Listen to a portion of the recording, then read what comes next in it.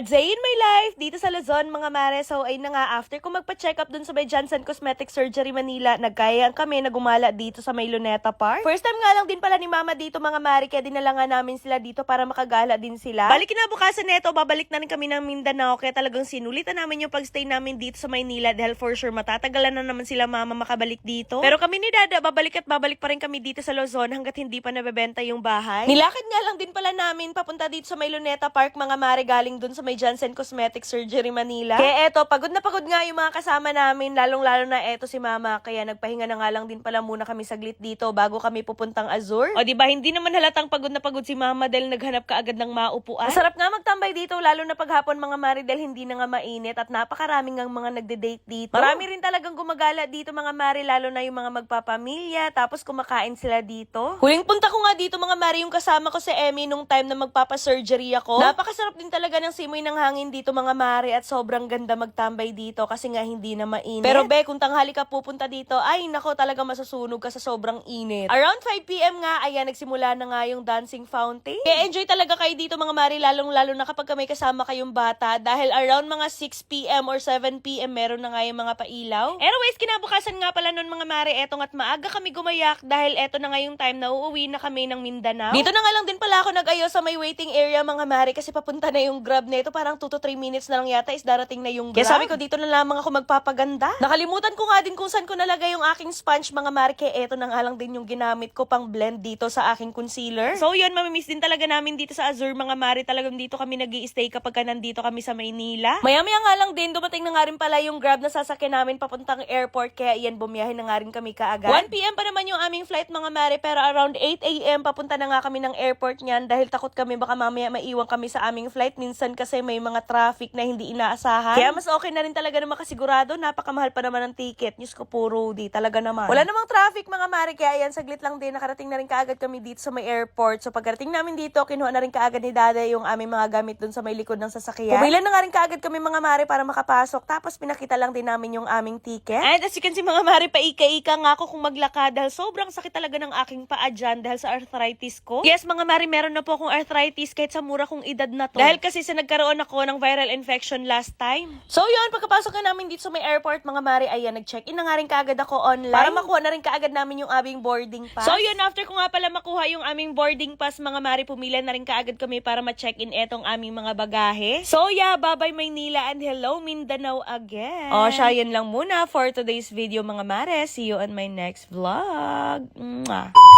Ngayon nga, mga mare, ay nakapag-withdraw na naman ako ng 17,000 dito sa nilalaro kong Masaya Game. O diba, napakadali ng pera dito. Hindi lang 17,000 yung nawi-withdraw ko dito, mga mare. Nakakapag-withdraw din ako dito ng 700, 9,000, 29,000, tsaka 30,000. Dito sa Masaya Game, mga mare, eto nga pala yung color game yung nilalaro ko kasi napakadali lang talaga manalo dito. Pumili ka lang ng kulay na gusto mong tayaan. Bukod sa nalilibang ako dito, mga mare, kumikita din ako kahit nasa bahay lang ako. O diba, ang bongga. Kapag ka pumupunta ako ng perya, eto talaga yung lagi kong nilalaro kasi sobrang nakakalibang talaga, tapos napakadali pa ng pera dito. O diba, tingnan nyo naman, nanalo ulit ako. Ang kailangan nyo lang gawin, mga mare, i-download nyo lang itong Masaya Game. Nasa comment section ang link, tapos ayan, mag-register na kayo, ilagay nyo yung number nyo, tapos gagawa lang kayo ng password. Tapos dun sa number na nilagay nyo, merong darating sa inyo na verification code, tapos ayan, i-confirm mo na. At kapag ka makaregister na kayo, mga mare, ayan, mag-login na kayo. Ang pinakabongga lang dito, mga mare, kapag bagong register kayo, meron agad sila ibibigay sa inyo na 10 pesos coins. Anyways, kapag gusto nyo maglaro, mga mare, kailangan nyo na munang mag-cash in. Pindutin nyo lang yung plus na nasa taas, tapos pumili ka lang kung magkano yung ka-cash in mo. So, ayun na nga, mga mare, since nananalo ako dito sa color game, i-withdraw ko na yung napanalunan ko. Para makapag-withdraw, pindutin nyo lang yung withdraw na nasa baba, tapos ilagay nyo lang yung amount na gusto nyong i-withdraw, tapos yung GCash number nyo. Sobrang dali lang talaga kumita dito, mga mare, kaya ano pa hinihintay nyo? Download Masaya Game now. Nasa comment section ang link.